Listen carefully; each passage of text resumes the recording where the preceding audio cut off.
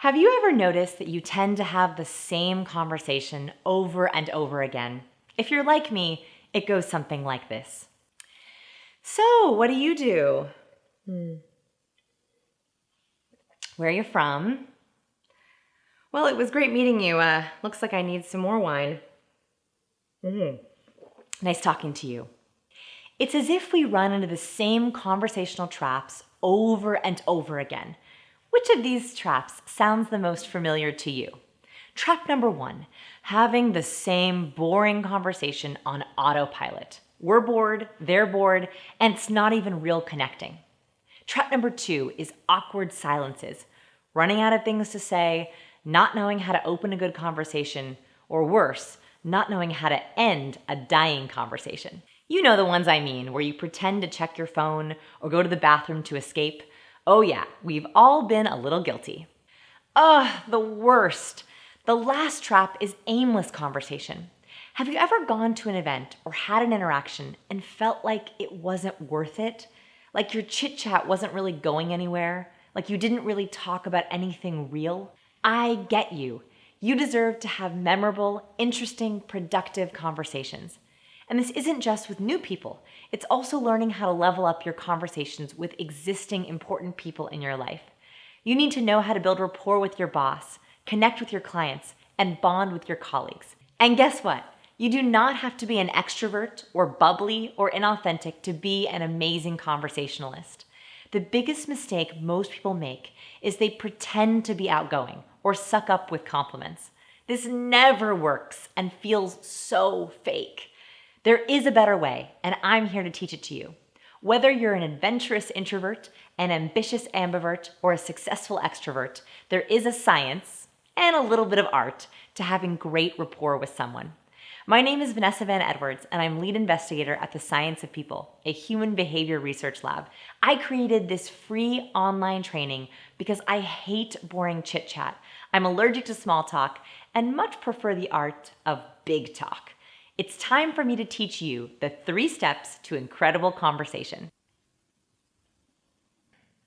I'm going to start off with the most important big idea in this course. Stop using social scripts. The best conversationalists leave the cookie-cutter chit-chat behind. The problem with default questions is they're just that. What do you do? Where are you from? Those don't really solicit anything new or interesting. That's why I call them social scripts. You've been asked those default questions a million times before, and you could answer them in your sleep, as if you were reading from a script. Default questions produce brainless conversation that keeps us in total autopilot, and it becomes almost impossible to snap out of it. Once you're on that social script slippery slope, oh wow, great alliteration, social script slippery slopes only lead you further down the chit-chat rabbit hole. If you keep going on autopilot, very soon you will start talking about the weather. And the weather, my friends, is conversational death. Conversational death. Here's the solution. First things first, abandon the social scripts. No more asking, what do you do or where are you from? These are also terrible conversational openers. Here's what I want you to do instead. Use what I call context cues. Context cues are conversation starters that tie your physical location to the person you're with. Here's some examples. Have you ever been to this conference before? How's that red wine? Isn't this an amazing venue? How do you know the host? Did you see that announcement they just made? Have you tried the new espresso machine they put in the break room? The nice thing about context cues is they are always a little different because you're usually talking to people in all kinds of settings. They're also readily available and easy to think of. All you have to do is look around to find them. And they're also safe topics. Why is safety important? Let me explain. Whether you're talking to an old colleague in the break room or you're approaching someone in a bar, you want to instantly indicate that you are an ally. Context cues are generic topics, but not generic conversation starters. Let me show you the difference. Where are you from is safe but boring, whereas what drink would you recommend here is safe but interesting. What do you do is safe but boring. Which department are you in is almost the same question, but it's framed a little differently, so it's safe but more interesting. How are you tonight? Is boring. People will almost always say, as if on script, fine, you? That's a conversational dead end. Whereas, what brings you here? Or how do you know the host? Likely solicits a story of some kind, and that's interesting. I want you to use context cues to open all of your conversations. You can even use them as transition topics. Here are my favorite context cue openers. Anything to do with food. What are they serving? How did you like the lunch? Have you eaten here before? People love to talk about food. Anything new. A new venue, a new espresso machine, a new song, a new speaker, a new announcement. Remember, as long as something is new to you, it's interesting. So even if you ask someone, have you heard this song before? Is it new? And they say, yeah, I think it came out last month. Or, no, I think it came out a few years ago. It's good, right? Either answer gives you an opening to talk more about music.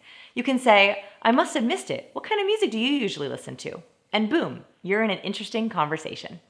Anything to do with location. This one's easy. Are you in a huge, beautiful ballroom, a snazzy new restaurant, even a tired old break room? These are all ripe for context cues. My favorite is just, what brings you here?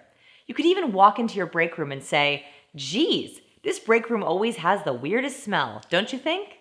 It's a funny context cue and will most certainly get people talking. Anything to do with drink. This one is obvious. Always, always ask what people are drinking and if they would recommend it. Ask about the wine, ask about the coffee, ask about the juice. If they're drinking water, ask about the best tap water they've ever tasted, or if they think tap water and bottled water taste different. Drinks are a safe and easy opener. You can also use this as a question even if they don't have a drink. You could say, hey, have you stopped by the bar yet? I was about to head over there myself. Or, can I grab you a drink? Easy peasy. Anything to do with the host. A really easy conversation starter is asking about the host. The host can be a specific person hosting the event or an organization or company hosting the event you're at. It's as simple as asking, how do you know the host? Or do you know the bride and groom? Or if you're at a corporate event, are you a member of XYZ organization? How long have you been with XYZ company? Those are really easy context cue openers to use. Anything to do with learning. Lastly, sometimes you can ask about learning or interesting intel. Especially after a meeting, conference, or networking event, you can ask, have you learned anything interesting today? Or met anyone new today? Or what breakout sessions did you go to? At work or in the break room, you can ask, see any good headlines today? Or have you found any good YouTube videos recently? I'm always looking for good ones. If you want a big list of all my go-to openers and conversation starters, you might check out my national best-selling book, Captivate. This is specifically for those of you who want to have more captivating first impressions and interactions. I also teach my favorite human behavior hacks, and it's already been picked up in 14 languages. Woo! I would be honored if you would check it out. Okay, now let's talk about your first challenge. Okay, so now that I have taught you the art of the context cue, it's time for you to go use it. I want you to practice at least 3 of these context cues in the next day. You can do this in person, over IM, Slack, email, or even on the phone. You can use them anywhere. Let me know below this video which ones you plan to use and with who. I will personally read every comment to see which ones are your favorite. Be sure to try yours out before our next video, step number 2. Always know what to say and never run out of conversational steam. This is my secret for banishing awkward silences forever. And boy, oh boy, it's a good one. Stay tuned for step number 2.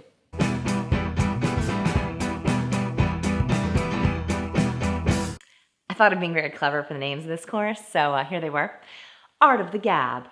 Chit-chat your way to success. Be a conversational superhero.